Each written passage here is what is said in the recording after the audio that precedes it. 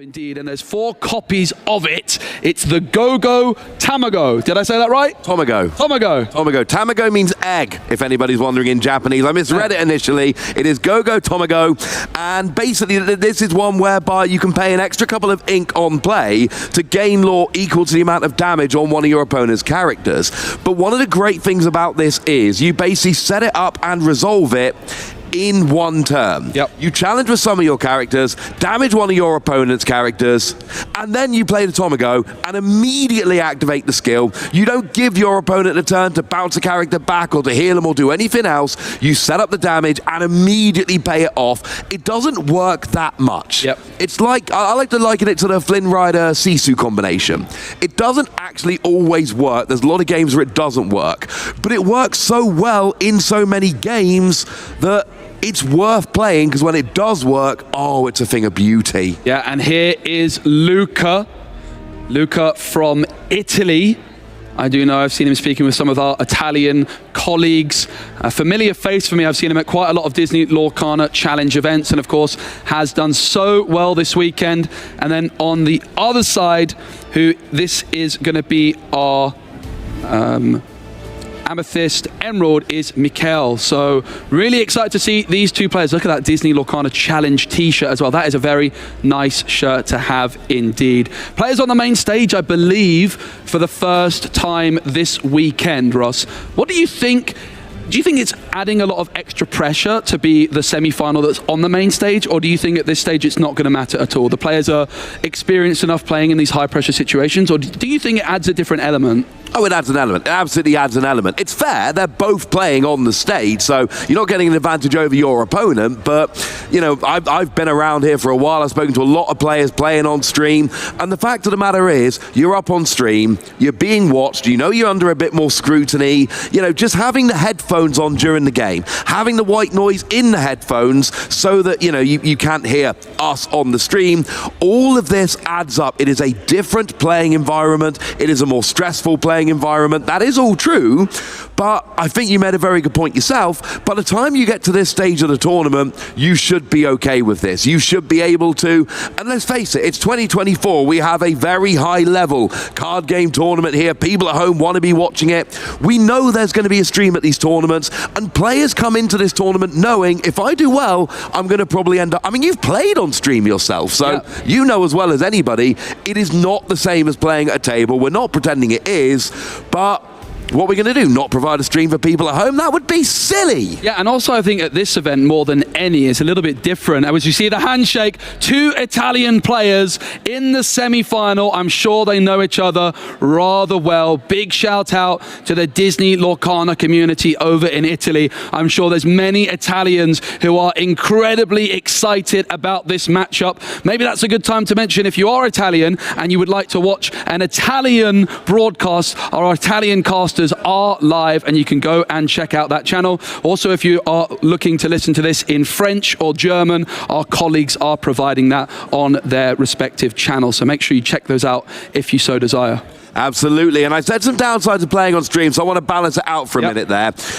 Every tournament I do, I have people coming up to me and saying, hi, do you think there's any chance I could play on stream? I had a couple of people yesterday come and talk to me. Players like playing on stream. Yeah, it's a bit more stressful, it is a bit different, but you know what? It's a chance to show off to the entire Disney Lorcana community. And also, the players who gain, you know, the most publicity from these tournaments, the players we remember, tend to be the players that play on stream. So make no mistake about it, there are a lot of players who want to be on stream, who are absolutely delighted when they turn up to that table at the start of a round and they see that slip of paper saying stream game, and they go, oh, I'm playing on a table. I can tell you, Ross, when I saw it, I had that exact same reaction. When I was in the Lorcana Challenge in Seattle, I had that little slip of paper saying this is a feature match, and had a little rush of excitement. But I do think it does add that real different dynamic. You're in a different setting. There's lots of eyes on you here. We've got a big stage, and there is a live audience watching. Here we go. This is the semi-finals, Ross. We've got Luca versus Mikhail. It's an all-Italy battle. Mikhail, as the highest seed from Swiss, will be going first in game number 1.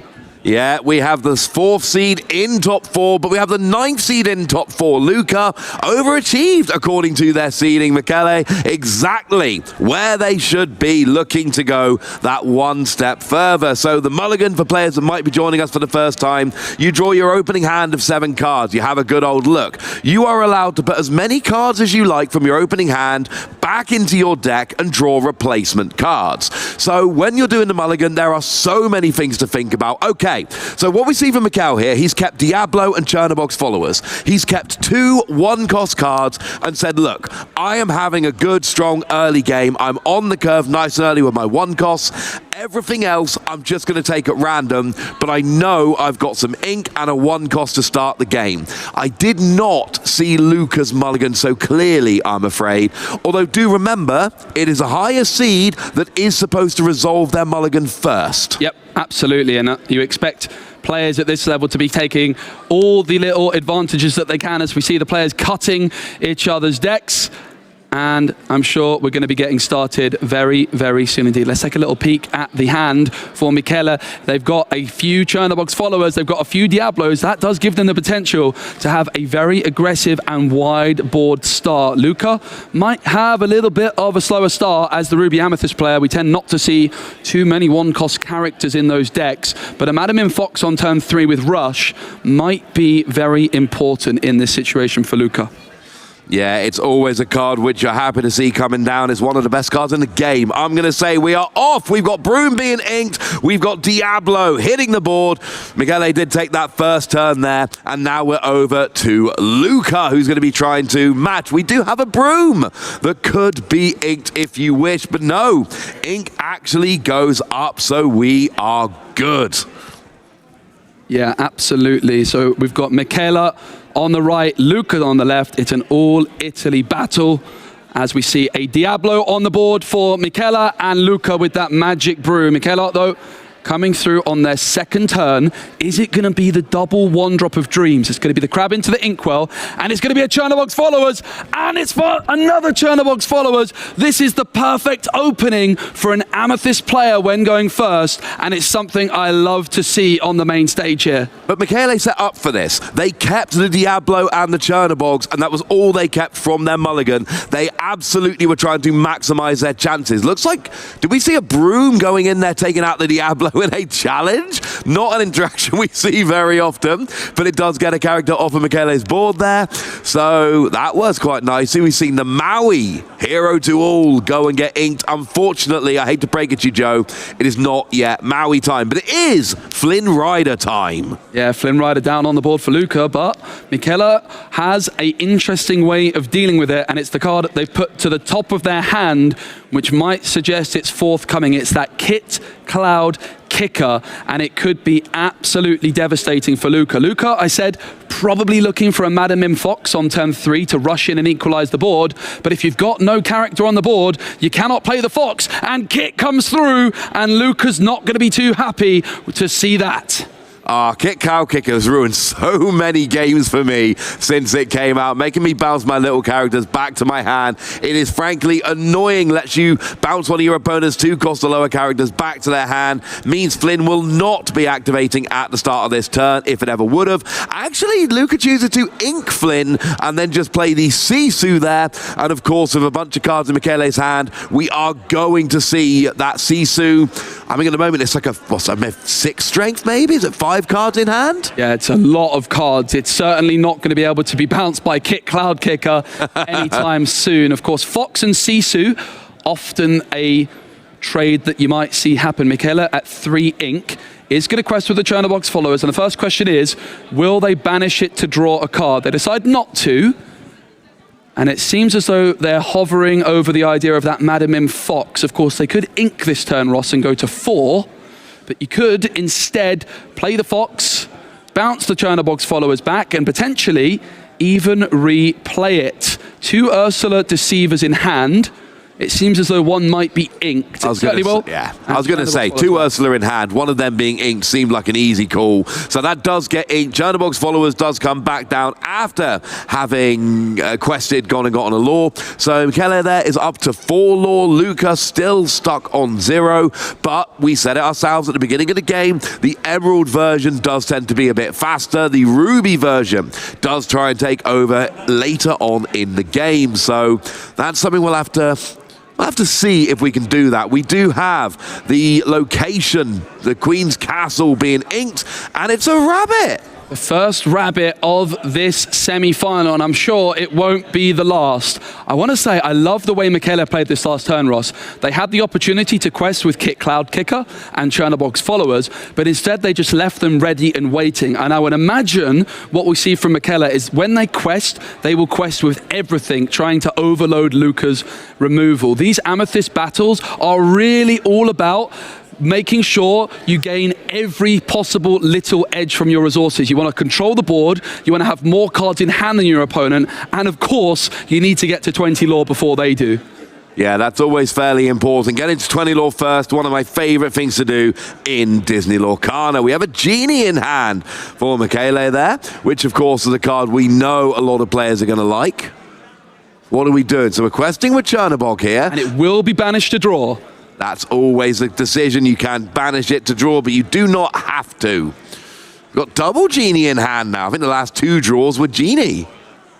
Yeah, we haven't seen that turn 4 Genie into turn 5 Elsa we talked about in this case, but it is certainly something which can happen later on in the game as well. The next question really is this other Chernobog's followers. Will it also be banished to draw? It certainly will. Is there something in particular they're looking for? It's Go-Go that's found off the top. 3 ink then going to be, it's going to be 4 instead, and it's going to be that Genie, Ross. Yeah. And another Genie in hand. Drawn 3 Genie in the last minute. Play a Genie, draw a Genie. But Genie's wish was fulfilled in this case. I mean, I often wish to just have another one of me coming around. But that's going to be good. We're starting to build up. We saw having a lineup of evasive characters in our last stream game did prove to be quite important. Yep. And really overwhelm the board. Michele could be doing a similar thing here. We see Goat going into the ink, so no lore gained, but we do have another ink bill ready to use. And Kit Cloudkicker is just still being left ready and waiting. Michaela is not wanting to give Luca that favorable trade, and Kit is valuable to have on the board because it means that Luca has to be worried about Michaela bouncing it back and replaying it. Speaking of bouncing back, the rabbit has hopped back into the hand thanks to the fox. The fox has chased the rabbit back into Luca's hand, and Luca draws a card as a result. Yeah, could be eyeing up a trade between foxes here, and it is exactly what we see. Foxes trading into each other. Both players lose a fox, but Luca did get that draw from Merlin Rabbit as it bounced back into his hand. That Genie wish fulfilled on the board. Being an evasive is a very big deal. It will only be able to be challenged by other evasive characters. Luca currently does not have any. Does, however, Ross, have a Brawl in hand, which down the line could be a nice way of dealing with these Genies, which are surely coming anytime soon. 2 more Genies in Michele's hand. I would not be surprised to see Michele playing both of these over the next few turns, just going treble Genie and going, look, I'm questing for 6 with my evasive characters. You better have some removal or some evasive characters of your own, or this is not going to end well for you. So only a Sisu out for Luca right now, eyeing up his hand. What's he looking for? Only 2 ink available, so can't play the Brawl. A little bit of a shake at the head from Luca, not being able to utilize all of their ink at this moment in time. Luca does have a few more cards in hand, though, thanks to that rabbit. So Michele is going to be fully aware of that and is going to therefore wanting to do something, and in comes Ursula, a very well-timed Ursula. Will it find the Be Prepared? There is no songs. There is the Be Prepared. Oh, it's right there. Started at the perfect moment. Michele, as soon as Luca is at 6 ink, the threat of that Be Prepared is any moment now. In fact, Luca just at 5. He's at 5 ink, but the next couple of turns, that Be Prepared could have been absolutely big. And if I'm Michele there, I'm going, hang on a second. I just got rid of the Be Prepared. Now, I know there's a Sisu there, but I can start going a bit wider here. Yep. But having said that, everything right now is in range of that Sisu, so I'm still not feeling great. Yeah, Sisu costs 8. Yes. But it is a shift 6. And of course, Sisu and Bolden Warrior is on the board. Yeah, it is. And Michele, therefore, a very heads-up play, not only utilizing the Ursula to discard a Be Prepared, but using it a turn earlier than I maybe anticipated to scout out Luca's hand and see if that Sisu is in hand, bouncing the genie back. We expected those genies to come down, but Michele knows that that legendary Sisu would deal with them all very swiftly indeed. Yeah, legendary Sisu could come down. It would take out the Cloud Kicker. It would take out the Ursula. And it will! There we go. And I think it's important that Michele did quest with Cloud Kicker at last going, oh, I know it's going next turn. Might as well use it before I lose it. Madam M Fox survives, but crucially, Michele still has all 3 of those genie in hand, available to use in future turns. Really heads up play there. Scout in the hand with Ursula, and now genie comes down. You draw a card, and that seems like Michele really dodged a bad situation there. Yeah, I am so impressed by the decision-making we've seen so far from Michele. Lots of incredible small little details which are all adding up right now. The card drawn off the genie was this 1-cost Diablo, which will come down. Michele wanting to hold on to that Ursula Deceiver for a rainy day and try to discard a Be Prepared. Of course, the more cards Luca draws, the higher the chances are they draw into another Be Prepared, and Michele is just wanting to delay that Ursula for now. 2 ink was available, but instead just spending 1 on Diablo. In comes the rabbit, not for the first time today for Luca. Yeah, goes and draws another card. It's on the board, so it will eventually draw another card in some way. Flynn Rider gets into the ink. There are now 7 ink available. 3 of them are used to play that brawl, I believe. Yep. To remove a character from the board. I'll remove the genie from the board, I should say, because that's pretty important. We keep bigging up the genie. So Brawl always feels annoying to play to me just because you're spending that ink just to get rid of a character, but it's so important and so good. It's a phenomenal card. You don't get any board presence from it, but it's so important to use to get rid of your opponent's bigger cards, or more important cards. Michele is in the lead in terms of lore by a big margin, 11 lore to 1 as it stands. However, the board presence is starting to swing in favor of Luca, and Luca has far more cards in hand as a result of that rabbit. Michele yet to draw into one of those Merlin rabbits, which we know can often be all important. What's the card off the top here? I didn't quite catch it. We've got Ready? Diablo and Fox down on the board. It was a white rose, I believe, that came into hand from the draw there. So we're eyeing up another genie.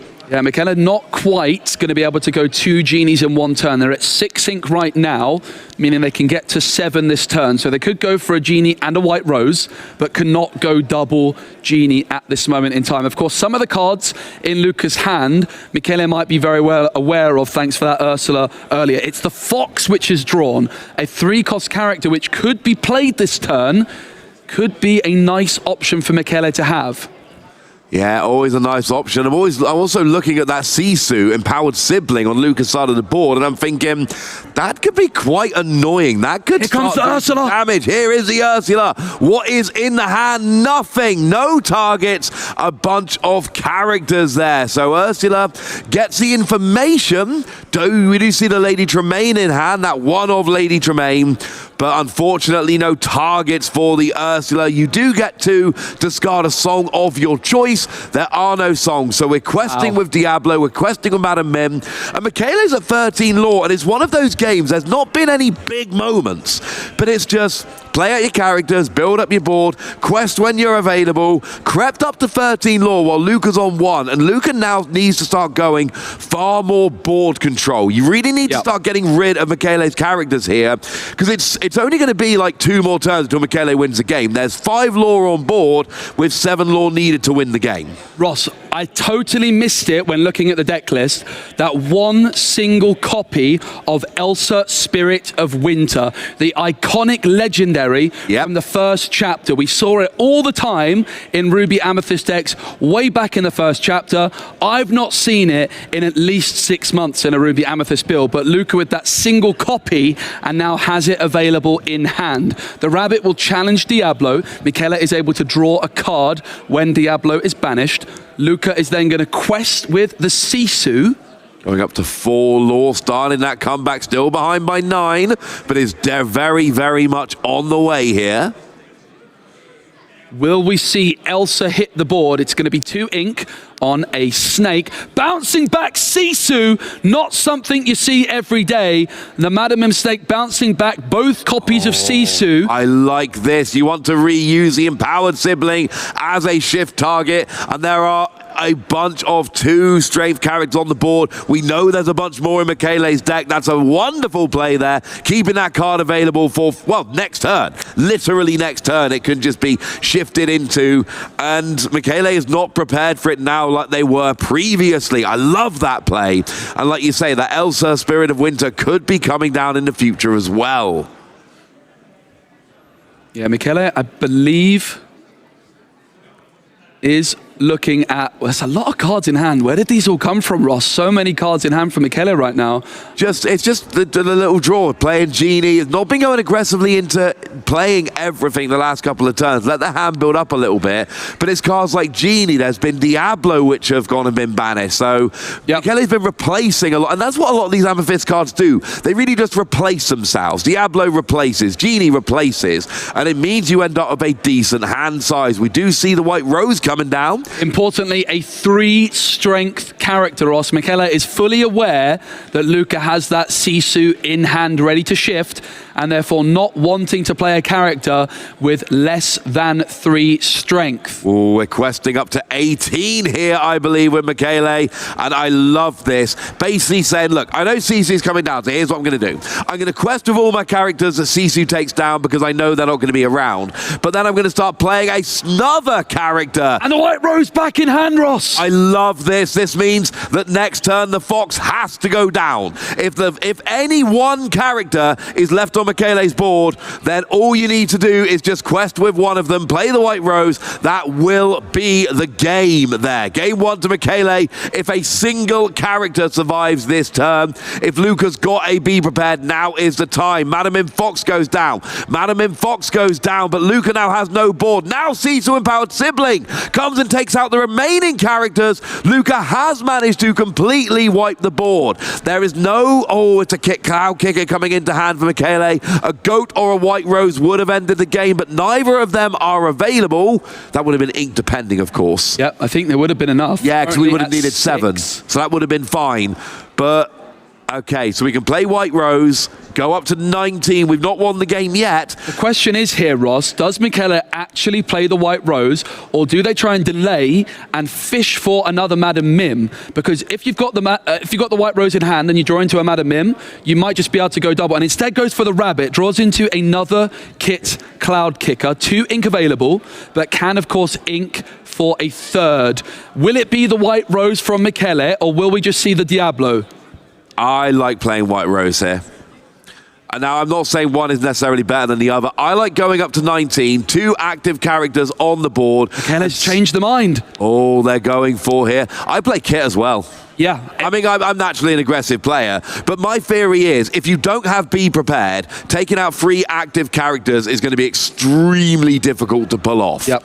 And if any of them are still available, then I win next turn. However, you're ahead by 15. Elsa! Oh, here comes Elsa. They're not taken out. 14 they're ahead by. They're not taken out, but they are exerted and will not come up at the start of your opponent's next turn. So Michele will not have either of those cards available to use. Elsa has, well, as Elsa does, frozen them in place. All right, big moments off the top of the deck for Michele. Is there a goat? Is not. there a White Rose? I don't think it's a goat or a White Rose or a Madam Mim Fox or, Madam Mim Snake, I believe, would also be game at this point if you inked. Michele not able to ready their characters because of that Elsa.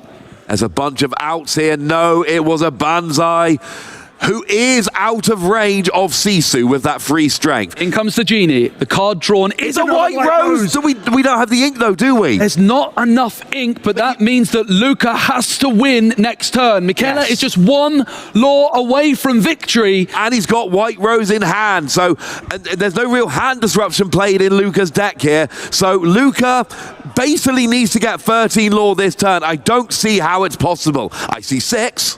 I think 6 is eminently possible. Maybe you can push to 8 with some things like Goat. I don't see how Luca's winning this turn, and at the start of next turn, Michele's just going to go, boom, White Rose. Let's go to game 2. And of course, Luca does not know, however, that that White Rose is in the hand of Michele. So they're going to continue to think about, how can I win from this position? They're going to know that there's a lot of cards they lose to, a snake, a fox, a goat, a White Rose. However, they have to still continue at this moment to decide, how can I win? And it's going to be a rabbit to try and draw more cards.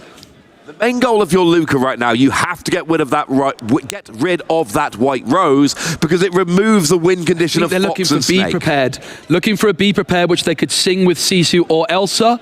Don't find it! Oh, we are done. Michele wins game 1 and is 1 game away from making the European Championships final here at Disneyland Paris. And I got to say, being able to say here at Disneyland Paris, that is still giving me a little bit of a rush. I love that. But that game was so well played. We were pointing out, you were doing a great job of that. All those little plays. It was those little moments of, I think Sisu's coming down. Let's prepare for this. I am going to make sure I am not overextending. Even little things like keeping that Rose in hand until it didn't matter if it went down. Those plays were phenomenal. That was not a game where Michele got lucky. That was a game where Michele played beautifully. Yeah, I really loved how they just left this Cloud Kicker for a few turns. It didn't end up being that impactful, but I could just see the thought process behind it. It's not something I would have done, but I can, as soon as they've done it, I can understand why. Just really, really high-level gameplay from both players. I loved the decision from Luca to bounce back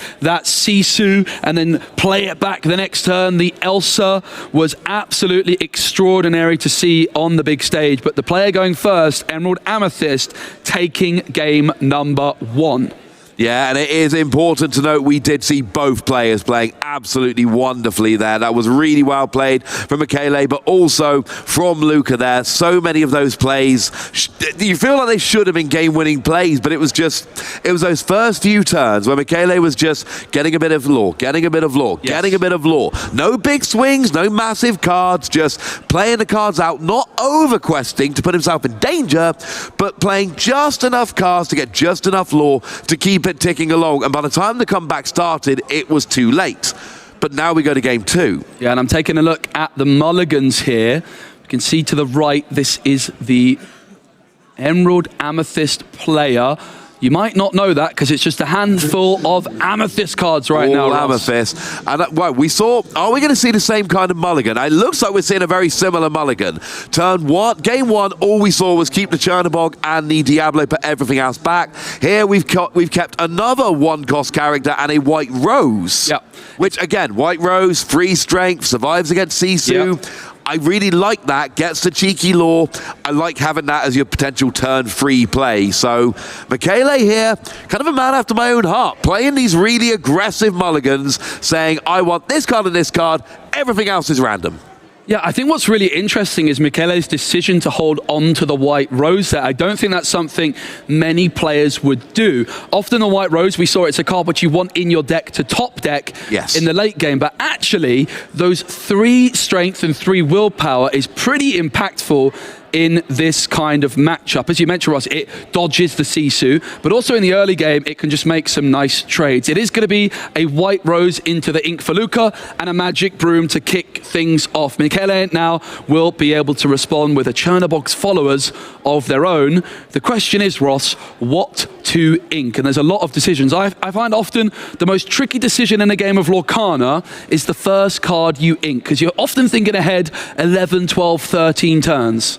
Yeah, I would have gone White Rose here because there's 2 in the hand. There's the one you kept for the mulligan, then you top-decked one. That makes it easier, doesn't it? If you have 2 of one card, that tends to make your ink decision a little bit more easy. And it feels like a good turn-3 play in this matchup, but I don't think it feels like a good turn-3 and turn-4 play. So keep 1, ink 1, move on from there. We've got a Broom from Luca, we've got a Chernobog's followers from Michele, and we're back over to Luca here. We are questing with Broom. Luca takes the lead on lore. It's still early, but you know, he's got the lead.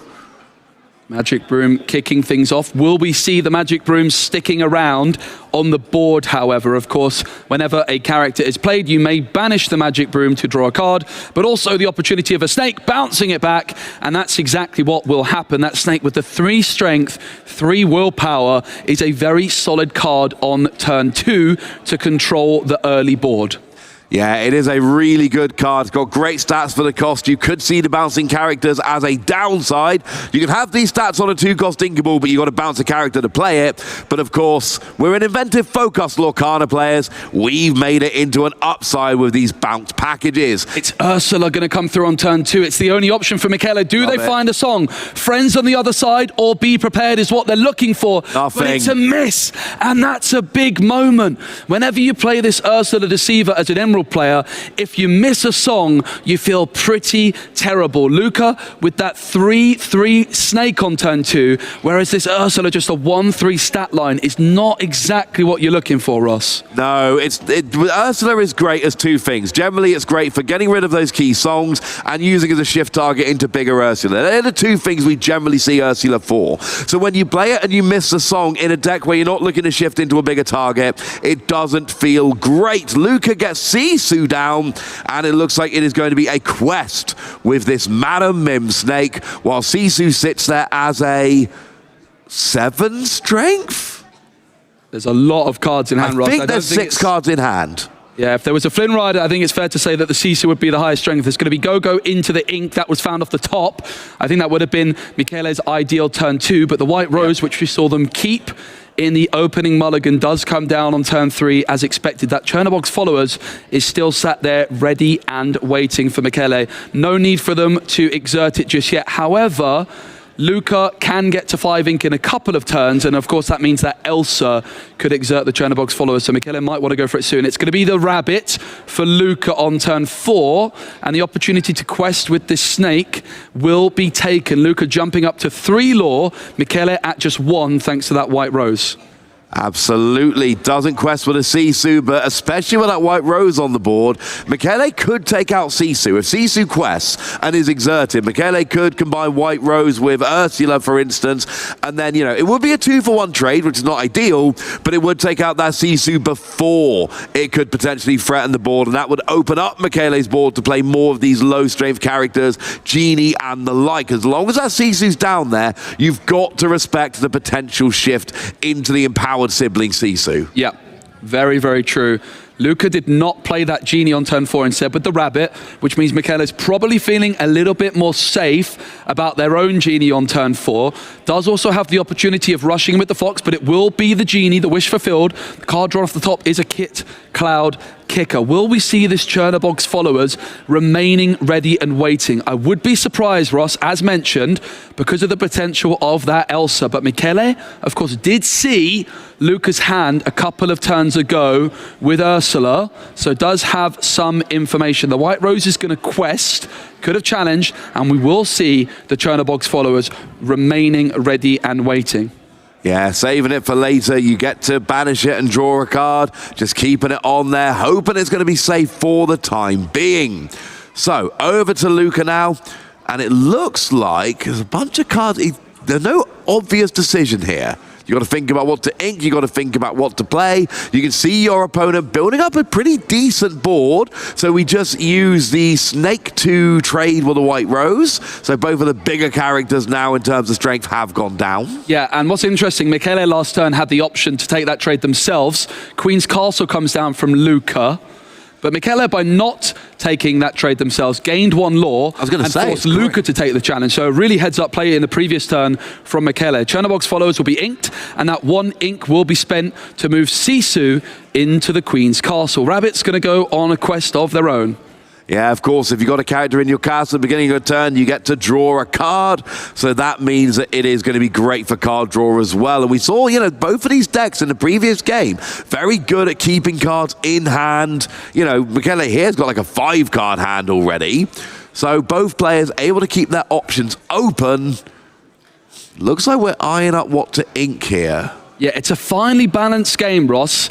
This Queen's Castle is going to flip the game on its head if left untouched. It's going to be the Chernobog's Followers.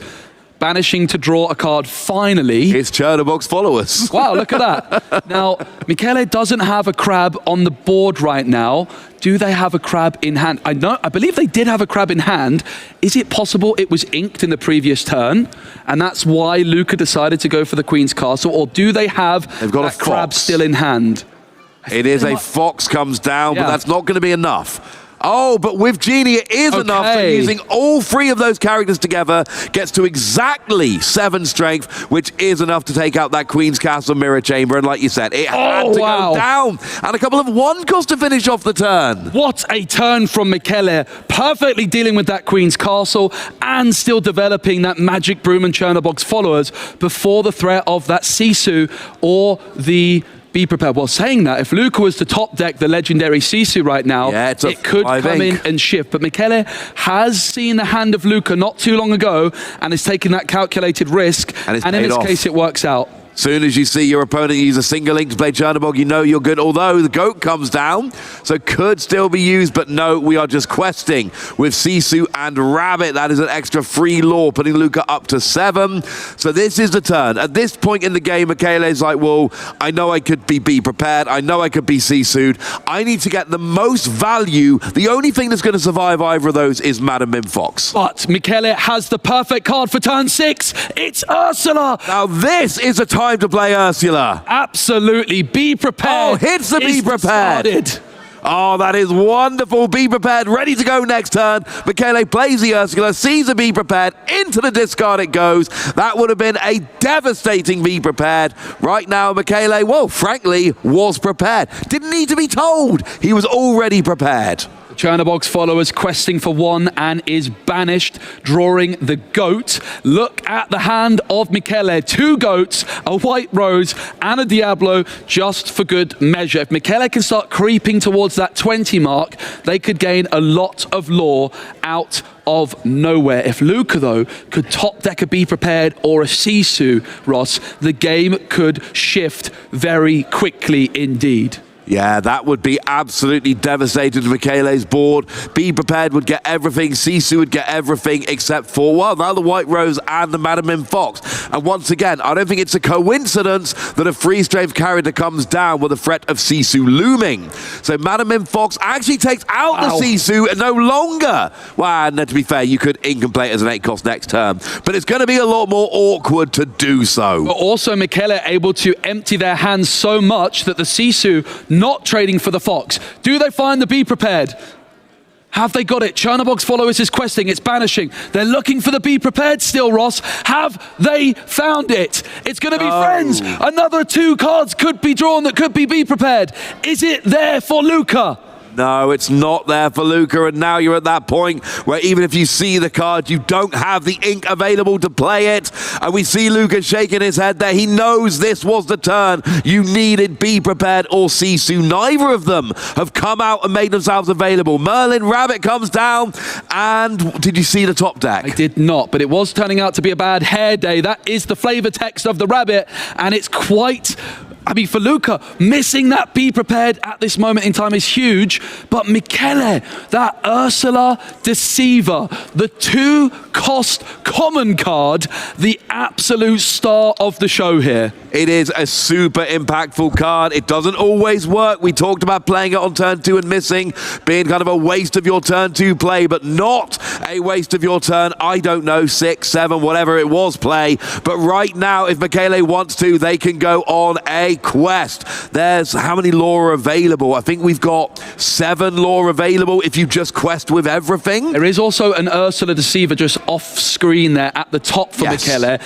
The board is so wide that Michele is needing a second playmat, Ross. Oh, choosing to quest with Chernobog's and then banishing it to draw a card. We are just questing with everything. And Michele is going up by 7 lore in total here. My goodness. Going all the way up to 14. Michele's board is so wide, it's overflowing onto Luca's side. Now, does Luca have access to that Sisu or the Be Prepared? Because that could be crucial. Michele, still with ink to spend. It's just another character, Ross. I love this. Michele is basically saying, wipe my board or you lose. If you do not wipe my board, you will not win this game. We do have friends on the other side in hand. That's going to be Sung, I believe, because then you've still got the ink available to play it, but it's not. It's a Broom and a Merlin. Neither of those are going to wipe the board, and this is it. The rabbit sacrifices into the fox. Luca hoping for that be prepared off the top. We have Elsa.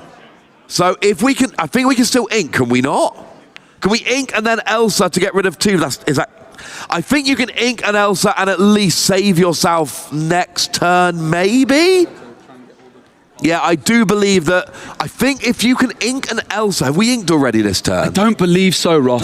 I think Elsa's an 8 cost. I think we can still ink. So I think you can ink, play the Elsa, freeze 2 of the cards. I don't know if that really wins you the game, but it should at least give you one more turn. But I love what Michele's done here. They've gone, I know you don't have the board wipe. I am willing to bet you're not going to top deck the board wipe. I am going to go incredibly wide, and if you don't wipe, I win. Madame Medusa comes down, takes out the genie. We ink the Magic Broom into the inkwell. In comes Flynn Rider, Frenemy. And it's on over to Michele with a very wide board. Do they have enough? 6 lore is needed, and it's a big quest with everything. They've got jumping 5, up to 19. There's the goat! That will be lore number 20, and Michele is going to be going on to the final of the Disney Lorcana European Championship. So once again, goat for your final lore. Absolutely brilliant. The battle of the Italians, the battle of the Amethyst decks, and it's Michele playing Emerald Amethyst who comes out on top, which means, Ross, we know that we are going to be seeing a Ruby Amethyst versus Emerald Amethyst final. The other semi-final, a Ruby Amethyst mirror, and that is going to be a repeat then of the final of the same matchup.